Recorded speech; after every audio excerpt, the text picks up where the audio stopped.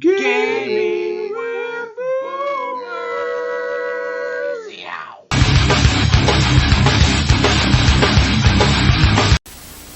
Hello and welcome back to Gaming with Boomers. Today we are coming back to our Let's Play as Japan in Victoria 3. I had to go and do a new episode for this particular one. If you've already catched the first Let's Play Victoria 3, the Japanese campaign, I was playing on Iron mode, so the couple of reasons I changed it. I was playing originally on Iron Man mode, which made the creation of these episodes a little more difficult. So being able to kind of condense them into smaller chunks for you guys to enjoy while we're growing the channel, I decided that I would take off Iron Man mode. But I did still keep a lot of the same features and a lot of the same difficulties to go through this game, and achievements are unlocked.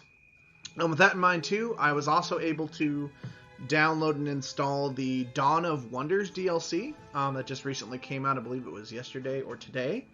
To adds a little bit of flair and stuff to the game as they're opening open beta today for the achievement or the bug fixes and open beta for the other features that have been coming soon that I hope to also include in this channel. So as we dive right back into it, we are going to start another Japanese Shogunate campaign. I know this has given a lot of people a lot of trouble. So we're going to dive in. I'm going to kind of use some of my strategies I have playing as the Japanese Shogunate in the past. We're going to use some of the strategies today to decrease the power of the landed class and bring about the Meiji Restoration, hopefully before historically when it took place. So let's dive right in. Here we go. Starting as Japan in 1845. All right, the first thing we want to do here, I want to take a look at the tech tree. Let's see how we're doing right now. We're going to start, my strategy typically when I start is some of these more agrarian nations or less developed, is starting with slowly increasing the industry while at the same time converting peasants into agricultural workers, and then those workers then can move into industrial positions as they increase. The other thing I also want to look at, probably to begin with, was look at the state of our economy and begin to kind of grow that as we start. So to begin with, let's see, currency standards and banking. Banking is going to be important as we start to grow the economy, starting again with the agrarian kind of style, but then moving into largely industrialized as we industrialize with the increased tech. I also want to, right now, trade, because Japan is limited under its political tab to isolationism and traditionalism and serfdom. There's not a lot you can do as far as trade, so it doesn't make a lot of sense right now to jump in with any kind of trade-related tech, at least not to begin with, not while we're a little bit behind. So I believe I'm going to start with currency standards and then move towards banking, just to go ahead and get that prepared. Postal savings, I think, are important. It just kind of adds more to the investment pool and actually for cash reserves. So as you start to make money and have a surplus, the value goes down as you hit that threshold. So increasing that is going to be important. That's going to take about 10 years. So that's not entirely too important right now. I want to take a look at agriculture. This is going to make our farms more productive, so that may not be a bad idea to start looking into that. Let's see here. Lathe is extremely important. That's kind of your first, that's going to be your kind of key when you first start to develop your economy. This lathe is going to be super, super, super important. Unfortunately, I wish we could just skip right past cotton gin, but unfortunately that is the unlocking trek tree. So let's do cotton gin and lathe. And that's going to take a few years. Looking already at 17 years as we start here. So let's look a little bit, maybe some of the political empiricism. Right now, that's not as big. So right now, again, we're starting just with the basic roll rungs of the society, just kind of getting the peasantry moved into a position where they can start being increased. So for right now, I don't believe all this. That might be important. Authority is important later on for enacting laws, for going up and down, either suppressing or bolstering certain political parties that you want to take power. So overly right now, that's not super important. Like my main focus right now is limiting the power of the shogunate through increasing the military and probably most likely boosting the Hymen class. I know right now they're isolationists, so that is going to kind of hurt us right now, but it is, as we're starting to increase our agriculture, that's going to go up automatically, and that is going to kind of balance out the shogunate. So to begin here, let's take a look. That's going to increase their political strength, so I don't want anything like that. Freedom of conscience, state religion. It's going to give more to the Buddhists. It gives us more authority. Let's take a look. Peasant levies. I want to have professional army, just because as we start to move away from conscription, you also give more power to the samurai. So right now, anything that kind of starts to take away power from the aristocracy may not be a bad idea.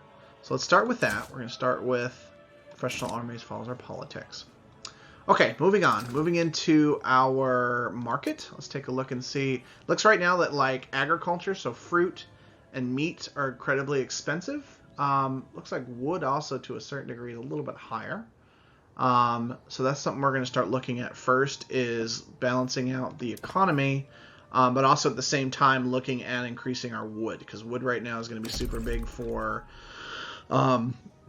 because of our basic construction plan right here. We only have 2 really small construction sectors, so that's something I'm going to want to increase pretty soon.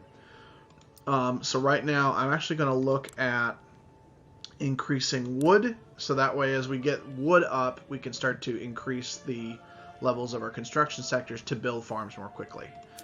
So let's take a look and see who has a lot of peasants. It looks like they do. For me, how I play, I like to have an increments of 10, 5s or 10s. So I'm actually going to increase these pretty high. Let's do this as a 5. Logging camps here. There's quite a few here. Let's do some in Kanto. Okay, that's pretty good. So right now I'm just hitting the kind of above, probably about 7 and up right now. I've increased them so far. Just to start from there, and then we can move into the agriculture sections following that. I do want to look at increasing meat and fruit. So let's see if that's an option under our rural section. Which is it? Rice farms that produce fruit? Ah, they do. Okay, so it's going to be a mixture of rice and meat farms. So branches and rice are going to be what we need to kind of focus on in the beginning. Let's see. There's a lot here, so we're going to build this up to 8. And Kansai probably up to 8.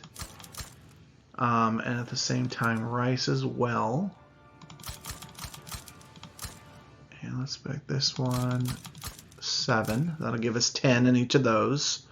And that's probably a good place to start. Kind of just the beginning. And then after that, once that kind of starts building, the citizenship starts to increase, we'll start looking at increasing the construction sections to kind of start moving this along a little bit faster. So let's go ahead and unpause, and we're going to start getting our first notices here. Just a quick caveat as we look out to the map here.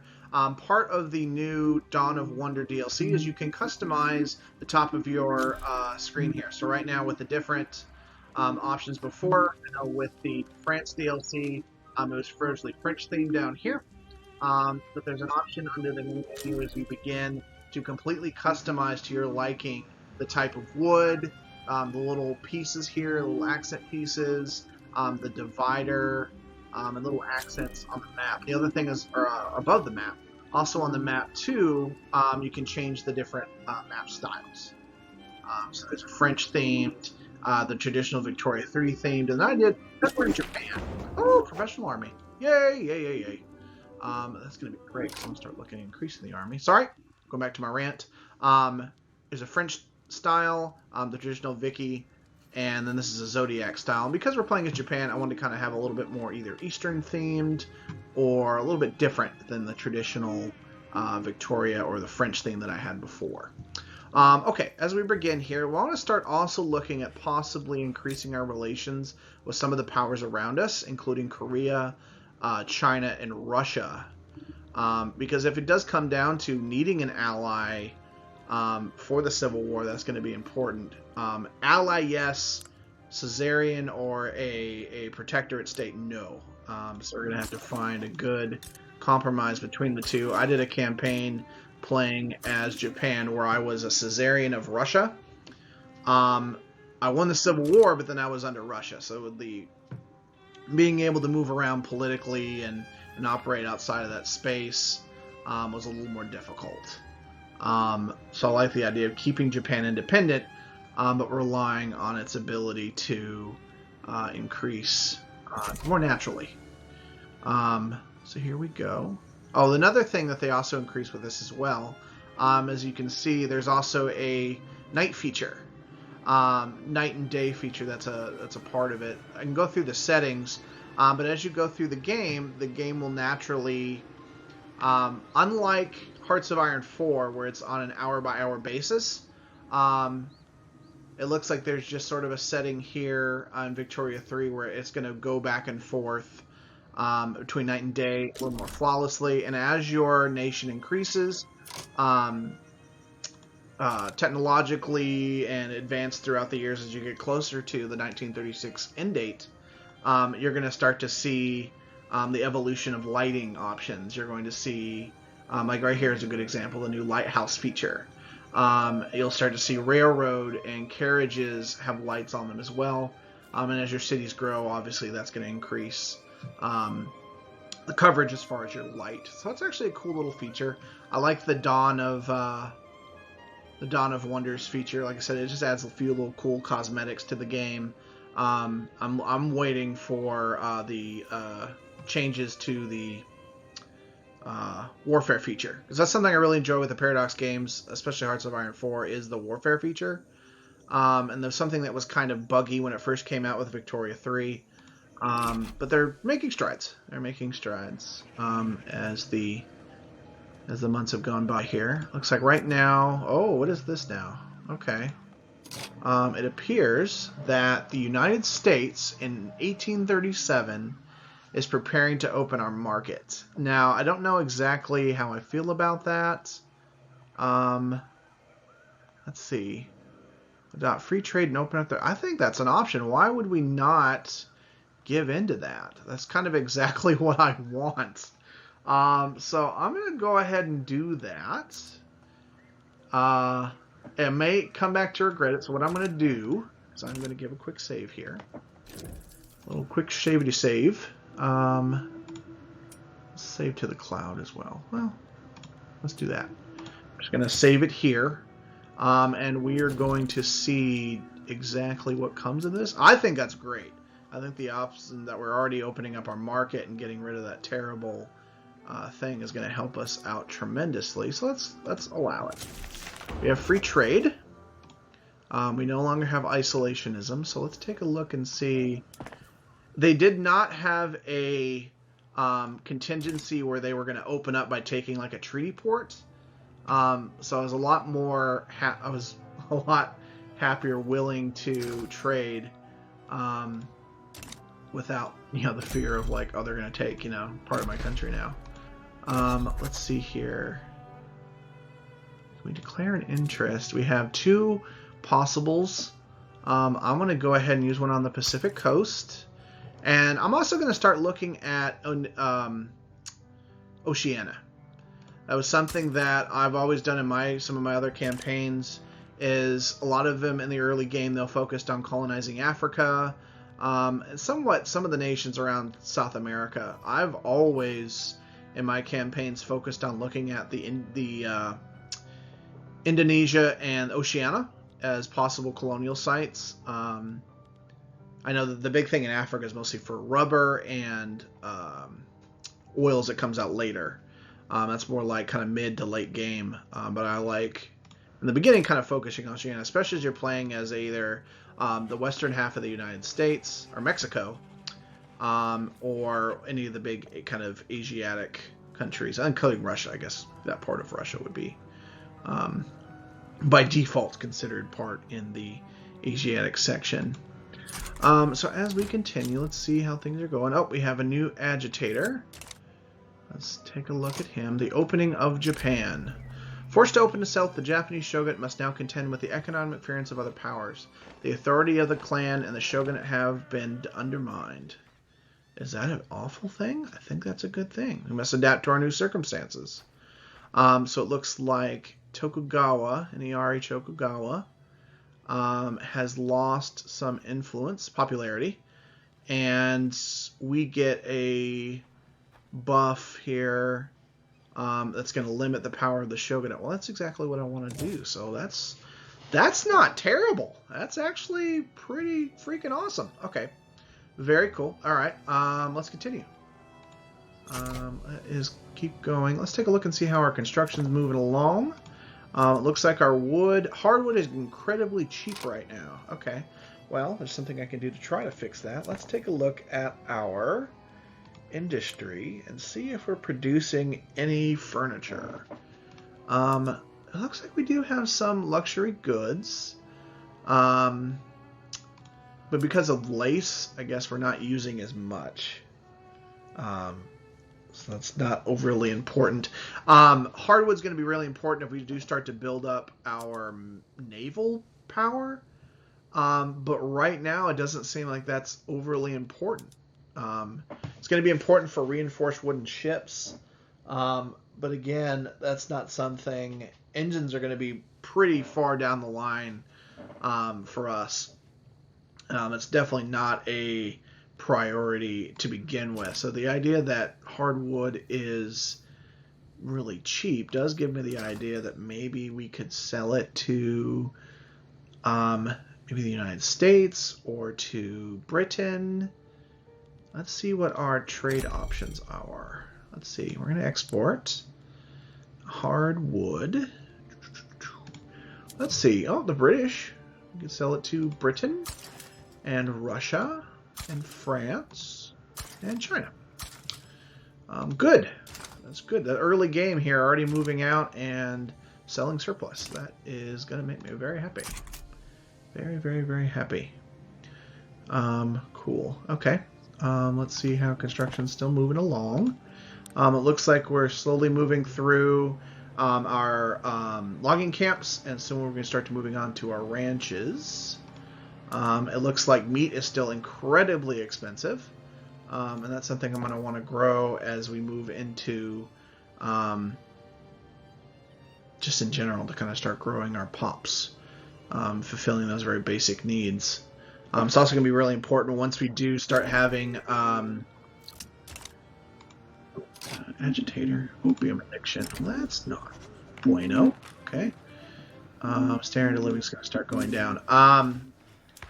As we start moving into like things like food manufactories, that meat's going to be important. Let's take a look real quick at our government and see how we're doing. It looks like the shogunate still has significant power, but the Henin is slowly making headway.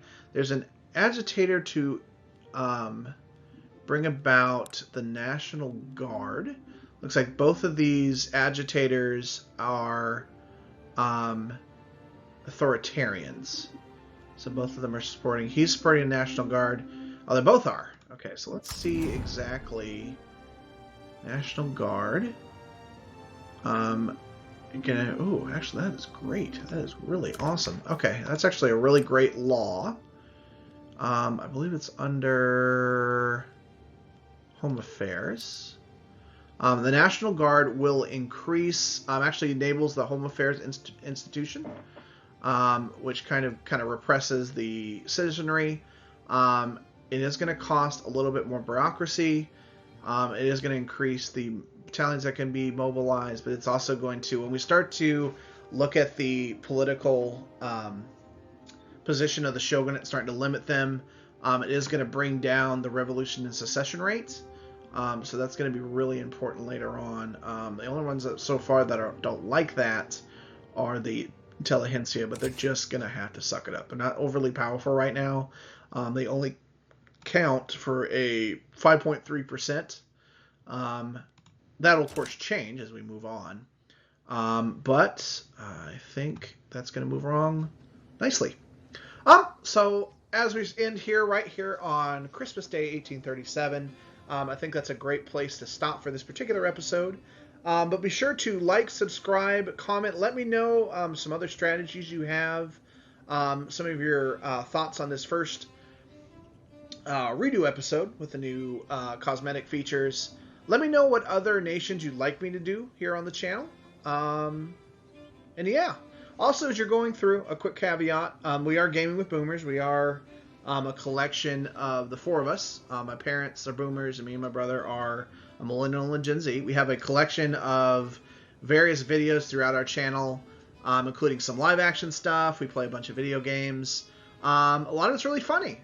So go back. I know if a lot of you are watching, if you're really into these particular gameplays and watching playthroughs, be sure if you just want to, a few minutes to enjoy some light-hearted humor and not take the games as seriously, be sure to check out the other videos on our channel. But also, if you want to stay tuned, be sure to like and subscribe on this particular video to let me know to keep filming, because I really enjoy a lot of these history playthroughs. So, with that in mind, thank you for joining us, and stay tuned for next time. Thank you. All right. See you next time.